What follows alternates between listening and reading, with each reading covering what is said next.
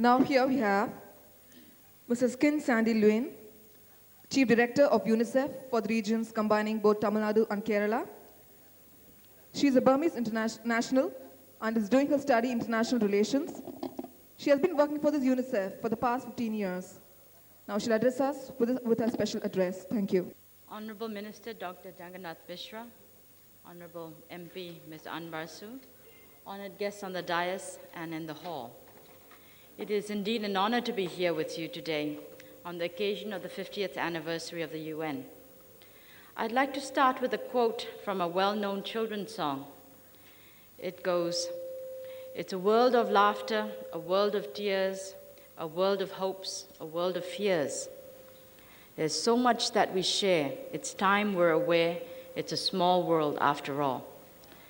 A simple children's song with a very strong message.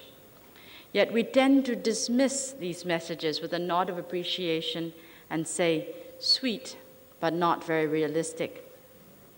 We, in the wisdom of adulthood, have become jaded and skeptical, caught up in our own little worlds of tight schedules, tight budgets, family squabbles, and office politics, that we have no time or interest for the national, let alone world politics or global problems apart from a quick glance at the news. Well, the news this week is that the UN is celebrating its 50th anniversary. World leaders have gathered in New York to pay tribute to the organization that has so far succeeded in fulfilling its primary aim, averting World War III. I won't bore you with a litany of highlights of the 50 years or a critique of the UN's efforts. As any organization, it's had its share of successes and failures. Perhaps with the world's population, it's grown too much, got its fingers into too many pies, become the bureaucracy of all bureaucracies. Rather, I'd like you to join me in reflecting on the role that each one of us have in working towards the ideals that the UN stands for. Let's put aside the image of the UN as a donor agency that many of you may have. Let's reflect on what the UN is all about. As was said earlier, it was born out of world weary and in shock from total war and mass destruction. The signing of the UN was a beacon of humankind's hope for peace, progress, and prosperity. U Thant, a countryman, the third Secretary General of the UN, said, "The United Nations to me does not represent the vague ideal of universal peace and brotherhood that has its appeal only to starry-eyed idealists and moralists. Far from it. It is hard-headed, enlightened self-interest, the stake that all humanity have in peace and progress, and most of all, survival, that dictates the need for the United Nations as a practical, institutional embodiment of the needs of nations on a shrinking planet, as a potent and dynamic instrument at the service of all nations, East and West, North as well as South." This made me reflect on what the UN meant to me, not the day-to-day trials and tribulations of working for UNICEF, one of its many specialized agencies, but the innermost core of my beliefs. Like most of you in the hall, I am caught up in the daily grind of endless meetings and paper pushing. There are trials and tribulations that I have working here in Tamil Nadu. Some of these trials and tribulations, if I may share with you, is the issuance of the ban order by the government of Tamil Nadu on the sale of non-iodized salt. It was a great tribulation after months of intensive advocacy, only to have it stayed by a court order with judgment pending for months on end. And last week, it's again a tribulation to have the judgment passed in favor of the government's order. To me and to many, many people, it means that iodized salt will be able to save many children from mental retardation, many women from having stillbirths. It is a great tribulation the state government has put in.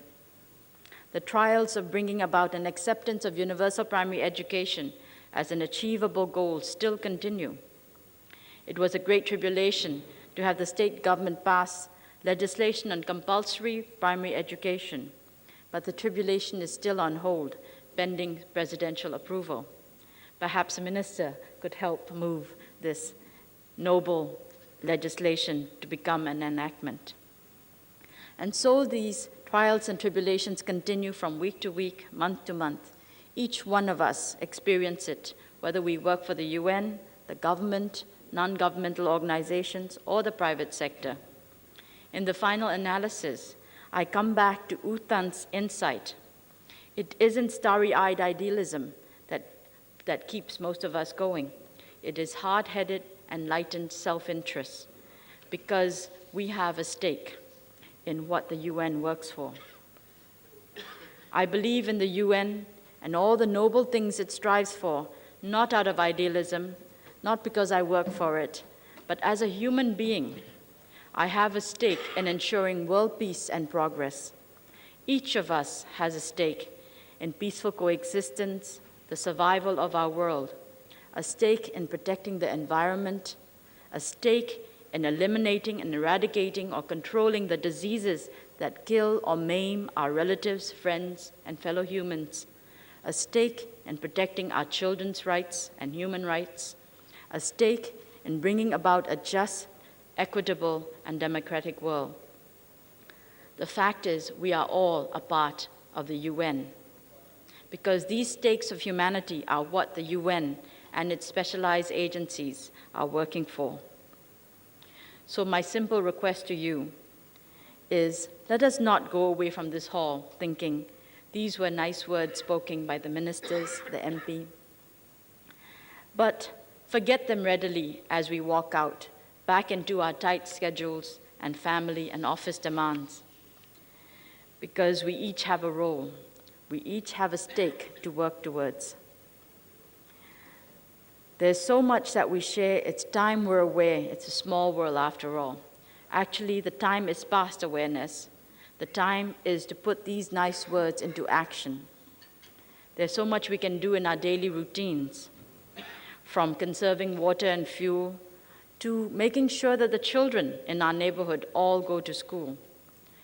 So there's so much more we can do as part of NGOs or part of service organizations.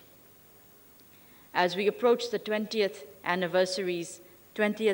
century's end, it's totally unacceptable that the worst elements of poverty, preventable diseases, malnutrition, and illiteracy still persist in India and in the world, when we have the means in our hands to eliminate them. If we truly have the will, we can indeed leave behind these worst elements of poverty as we enter the 21st century. So let us renew our hard-headed, enlightened self-interest and commitment to peace and progress of India and the world. Let the words of the children's song sink deep into our hearts and commemorate the first 50 years of the UN with the promise to all children that we will indeed save the world for their future. It is only with your interest, commitment, and active involvement that the goals and objectives of the United Nations, as well as the government of India, as well as the state government, that we will be able to jointly achieve. I think most of you know that UNICEF is a non-political organization. We've been in India since 1949. We've had the Madras office since 1967. And we work actively in close partnership with the state government, the government of India, to achieve the goals that the National Plan of Action has set. Goals of universal immunization coverage has already been achieved in Tamil Nadu. We are striving for universal primary education. We're striving for eliminating polio. But it is not just government or UNICEF or state governments that can work towards this. It is only with the active involvement of each one of you to get to this end of eliminating the worst elements of poverty. For the information of the Minister, I'd like to share that in rural development, we are actively involved in orienting or preparing plans to orient and train Panchayat members to focus on social development issues that are contained in the 11th schedule. Primary health care, primary education, empowerment of women are all in the hands of the Panchayat. And we want to be there with the government, with the Panchayats to achieve these goals. So I would like to end by commemorating and commending the initiative of the Madras Education Trust to take up the cause and hope that many others will come forward to work towards humanity's common stakes. Thank you very much.